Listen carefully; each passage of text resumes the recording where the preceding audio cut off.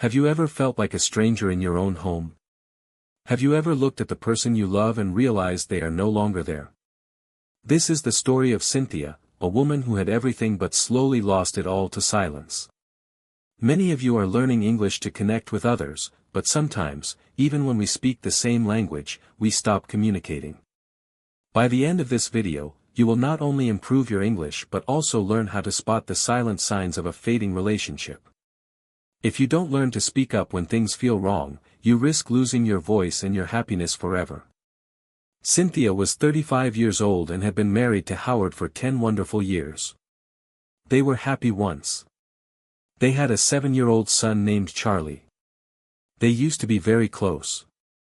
Every single night, they had a small tradition. They drank Turkish tea together. They talked. They laughed. They looked at each other with love. This is a perfect example of a daily routine. In English, we use the phrase used to talk about habits that changed. I used to drink tea. I used to be happy. But then, something shifted. For the last 4 months, Howard became a different person. He came home, ate dinner, watched TV, and went to sleep. On weekends, he was always busy with meetings or golf. He said he was the boss and had too much work. Think about your own life. Do you ever say I am busy to avoid a conversation? Imagine a friend asks you to go out. You might say, I'm sorry, I'm buried in work right now. Or maybe a partner asks for help, and you reply, I have a lot on my plate today. These are common ways to say you are busy. But a common mistake learners make is using the word busy as an excuse for everything. In English, being busy is a state, not a personality. Let's try a quick exercise. Close your eyes and think of one thing you used to do every day but stopped doing. Say it out loud using the phrase, I used to. Cynthia tried to be patient. She thought he just needed rest. One week, she sent Charlie to her mother's house. She wanted to be alone with her husband. She prepared a special night. But Howard didn't even notice. He ate in silence and went to bed.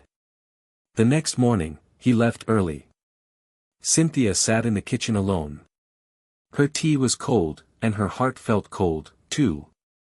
She felt like a stranger. This feeling is powerful. In English, feeling like a stranger means you feel out of place in a familiar situation. But there is a hidden reason behind this silence. One night, Cynthia decided to be brave. She wore a red dress he used to love. She did her hair and put on makeup. When he came home, she asked the hardest question. Do you still love me? Howard looked tired. He said, Of course I do, I'm just stressed. He touched her hand and asked her to wait. Cynthia wanted to believe him. She chose to be patient. She cleaned the house and planned a weekend away. But Howard said, Not now, maybe next month.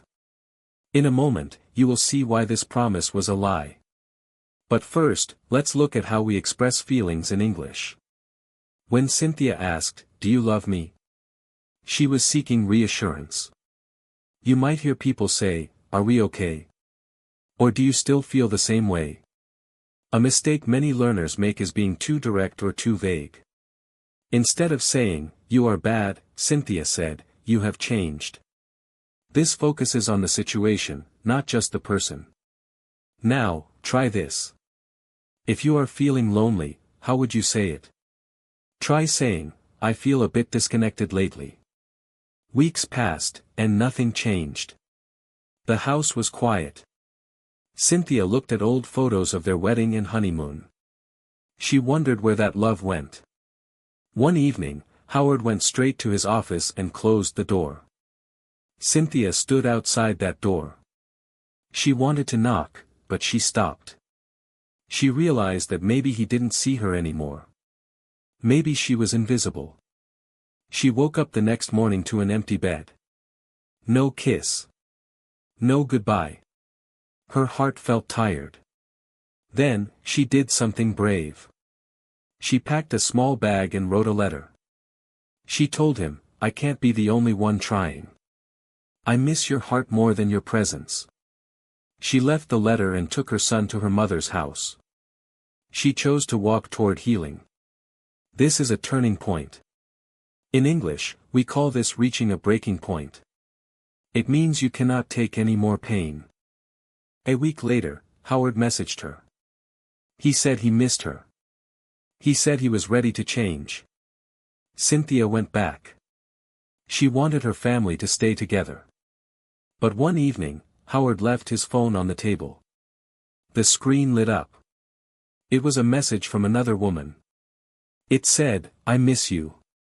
Did you think about me today?" Cynthia's heart stopped. She didn't need to open it. She finally understood the silence. When Howard came into the room, he was smiling. He acted like nothing was wrong. This is what we call a facade in English, a fake front. Cynthia wanted to scream, but she stayed quiet. She was scared of the truth.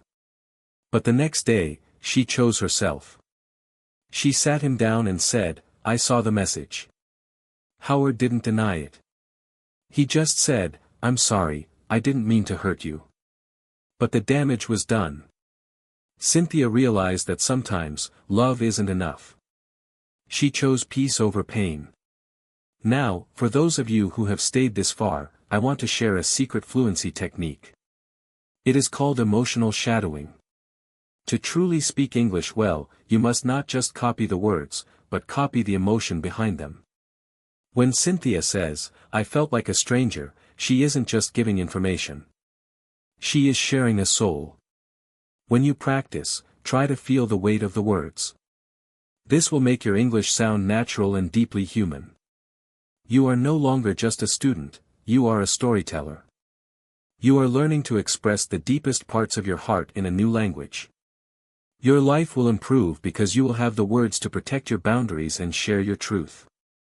Don't let yourself become invisible. Speak your truth, even if your voice shakes. To lock in what you learned today, I want you to go to the comments right now. Type this sentence, "I am finding my voice."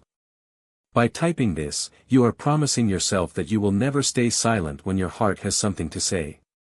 Thank you for watching, and remember, you are the author of your own story.